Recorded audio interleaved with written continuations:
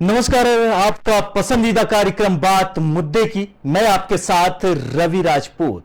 आज बात मुद्दे में बात करेंगे और चर्चा करेंगे सियासत की, जो इस समय राजनीतिक की गलियारों से लेकर यानी कि गांव तक, शहर से लेकर गांव तक पूरी तरीके से चर्चा का विषय बना हुआ है।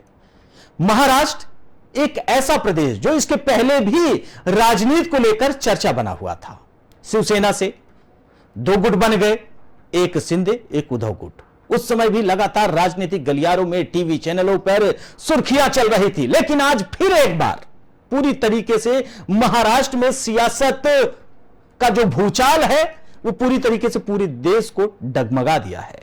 दरअसल कहानी है महाराष्ट्र की राजनीति में उथल पुथल की, जहां शिवसेना भाजपा गठबंधन में दरार की खबरों के बीच राष्ट्रवादी कांग्रेस पार्टी के खास कहे जाने वाले शरद के भतीजे और विपक्ष के नेता अजीत पवार ने अपनी पार्टी को झटका दे दिया है। वे एनसीपी का दामन छोड़ अब एनडीए यानी कि महाराष्ट्र की सरकार में शामिल हो गए हैं। उन्होंने डिप्टी सीएम की शपथ ले ली। उनके साथ में 4 विधायक भी शिंदे सरकार में शामिल हुए। इनमें आपको उनका नाम भी बता दे रहे हैं: धर्मराव अत्राम, सुनील वलसाड, अदिति तटकरे, हसन मुश्रीफ और छगन भुजबल, धनंजय मुंडे, अनिल पाटिल, दिलीप वलसे और पूरी तरीके से इनके साथ अजीत पवार जो मेन चेहरा है। इतने लोग शामिल हुए हैं। इनके साथ पार्टी के 18 विधायक शामिल हुए हैं। भाजपा शिवसेना गठबंधन को समर्थन देने वाले और सरकार में शामिल होने का अजीत पवार का फैसला 2024 से पहले विपक्षी एकता के लिए एक बड़ा झटका है। महाराष्ट्र के इस राजनीतिक घटनाक्रम पर उद्धव गुट के नेता संजय राउत ने कहा कि कुछ लोगों ने महाराष्ट्र की राजनीति में साफ करने का बीड़ा उठा लिया है। मतलब संजय राउत यह कह रहे हैं कि महाराष्ट्र की जो राजनीति है वो अभी इसके पहले गंदी थी। अब अजीत पवार जाकर पूरी तरीके से महाराष्ट्र की राजनीति को साफ कर दिया है। उन्हें अपने तरीके से चलने दो, शरद पवार ने, माफ करिएगा, संजय राउत ने कहा। मेरी अभी शरद पवार जी से बात हुई। उन्होंने कहा कि मैं मजबूत हूं, हमें लोगों का समर्थन प्राप्त है। हम उद्धव ठाकरे के साथ फिर से सब कुछ पुनर्निर्माण करेंगे, यानी कि जो अभी टूटा है उसे हम फिर खड़ा करेंगे। जी हां, लोग इस गेम को ज्यादा दिनों तक बर्दाश्त नहीं करेंगे। यह संजय राउत ने कहा है कि हमारी शरद पवार से बात होने के बाद इस बात की जानकारी उन्होंने दी है। एनसीपी नेता अजीत पवार ने शिंदे सरकार में डिप्टी सीएम पद की शपथ तक ले ली, पता नहीं चला किसी को। इसके साथ ही छगन भुजबल ने भी मंत्री पद की शपथ ले ली।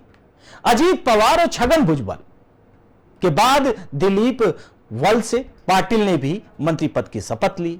वह महाराष्ट्र के पूर्व गृह मंत्री रह चुके हैं। उन्हें शरद पवार का करीबी माना जाता है। एनसीपी नेता धनंजय मुंडे ने भी मंत्री पद की शपथ ली है।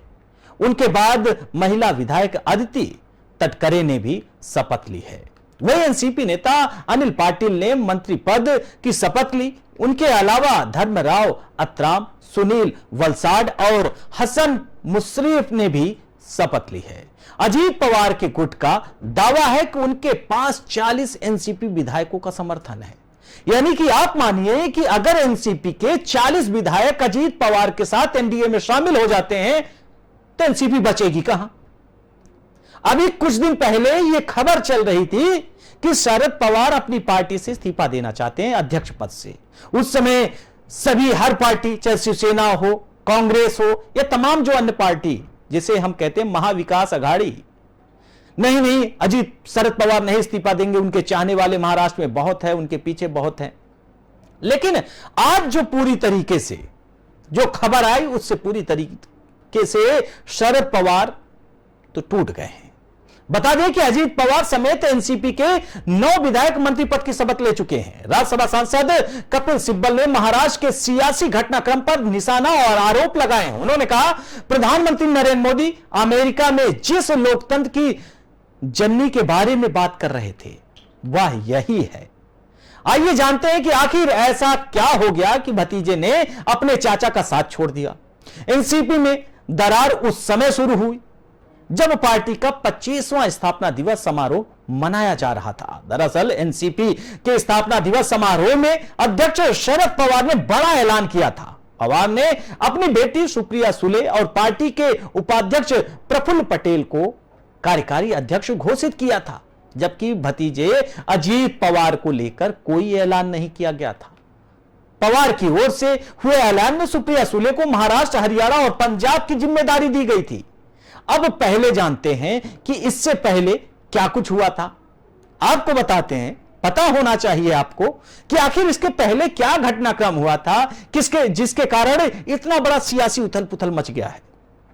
एनसीपी में सियासी बदलाव की कहानी नवंबर 2019 से शुरू होती है। तब विधानसभा चुनाव में भाजपा सबसे बड़ी पार्टी बनकर उभरी थी।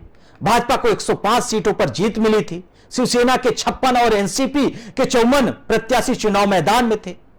कांग्रेस को 44 सीटों पर जीत दर्ज मिली थी। यानी कि पूरी तरीके से यह मान लिया जाए कि ये जो राजनीति का जो आज असर दिखा है, ये तो विधानसभा चुनाव से चल रहा था। वहीं भाजपा के साथ चुनाव लड़ने वाली शिवसेना ने मुख्यमंत्री के मुद्दे पर गठबंधन तोड़ लिया था। उस समय की हम बात कर रहे हैं। भाजपा भले ही सबसे बड़ी पार्टी थी, लेकिन बहुमत के आंकड़ों से दूर थी। बहुमत के लिए पार्टी को 145 विधायकों का समर्थन चाहिए था। आनन फानन में अजीत पवार ने एनसीपी का समर्थन दे दिया और देवेंद्र फडणवीस सीएम बन गए। अजीत पवार ने डिप्टी सीएम का पद से शपथ भी ले ली।